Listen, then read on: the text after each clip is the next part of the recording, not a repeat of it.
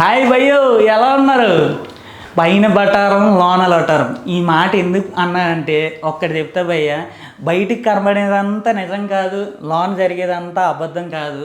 అసలు చూసుకున్నట్టయితే ఇప్పుడు హేమ అనేది ఇప్పుడు హాట్ టాపిక్గా మారిపోయింది. తెలుగు ఇండస్ట్రీలో చాలా సినిమాల్లో నటించారు, అందరికీ తెలిసిన వ్యక్తి, ఇంక చెప్పుకొని అక్కర్లేదు. అసలు ఏం జరిగిందంటే Bengaluru rave party GR farm హౌస్లో జరిగింది భయ్య. దానికి మన హేమ గారు అక్కడికి వెళ్ళి అటెండ్ అయ్యారు. పోనీ అయితే అయ్యారు, చాలామంది వెళ్ళారు. మొత్తం 102 మంది వెళ్ళారు అక్కడికి. 102 మందిలో 72 మంది అబ్బాయిలు ఉన్నారు, 29 మంది అమ్మాయిలు ఉన్నారు. వీళ్ళు ఎవ్వరి గురించి లేకుండా హేమ ఇప్పుడు హాట్ టాపిక్ చూసుకున్నట్టయితే, హేమ ఏం చేసింది? దొంగ ఎవర్రా అంటే చేతులు తడుముకున్నట్టు తన వీడియో ఏదో తనే చేసుకొని వైరల్ చేసుకుంది. అంటే నేను ఇక్కడ లేను, నేను హైదరాబాద్ ఫామ్ హౌస్లోనే ఉన్నా, ఇక్కడ చిల్ అవుతున్నా అని చెప్పింది.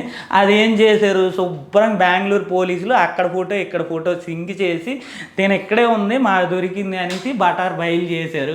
అది హేమ ఇంకా చేసిన వీడియోకి అలా కామెంట్స్ అయితే వస్తున్నాయి. ఇంకా చూసుకున్నట్టయితే అక్కడికి వెళ్ళి అసలు ఏం చేస్తారు, రేవ్ పార్టీలో ఏం చేస్తారు అని అంటే నార్మల్గా డ్రగ్స్ ఇవన్నీ తీసుకొని కొద్దిగా చిల్ అవుతారు అనమాట. అంటే అమ్మాయిల కమిట్మెంట్లు ఇలాంటివి ఉంటాయి. వీళ్ళందరూ ఫుల్ ఎంజాయ్ చేస్తారు. ఈ ఫుల్ ఎంజాయ్ చేసిన దాంట్లో హేమ కూడా వెళ్ళింది. వెళ్ళడంలో తప్పేం లేదు, కాకపోతే తిని చేసిన తప్పుని కప్పిపుచ్చుకోవడానికి నేను వెళ్ళలేదు అని చెప్పింది చూసారా, అక్కడ వైరల్ అయిపోయింది హేమ. దానికి మీరేమంటారు చెప్పండి ఒకసారి. నెక్స్ట్ ఇంకోటి చూసుకున్నట్టయితే శ్రీకాంత్ గారు భయ్య, శ్రీకాంత్ గారు కూడా అక్కడికి వెళ్ళారు, ఇలాంటివన్నీ ఎంజాయ్ చేశారు అనేసి అంటున్నారు. కానీ అదైతే నిజం కాదు 100%. ఎందుకు అని అంటే మనం చూసుకున్నట్టయితే శ్రీకాంత్ గారు మార్నింగ్ ఒక వీడియో కూడా రిలీజ్ చేశారు. ఆ రిలీజ్ చేసిన వీడియోలో తను క్లారిటీగా చెప్పేశాడు, తను ఎవరో నాలాగే ఉన్నాడు కానీ నేను కాదు అని చెప్పారు.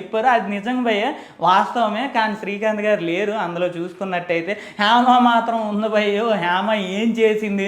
డ్రగ్స్ తాగిందా, నెక్స్ట్ ఇంకేదైనా సెక్స్లో పాల్గొందా అనేది పోలీస్ ఇన్వెస్టిగేషన్లో చూసి తేల్చుకుందాం. కానీ మనం ముందే జడ్జ్ చేసి తను ఇంకా లోపరచడం కరెక్ట్ కాదని నా ఒపీనియన్ భయ్య.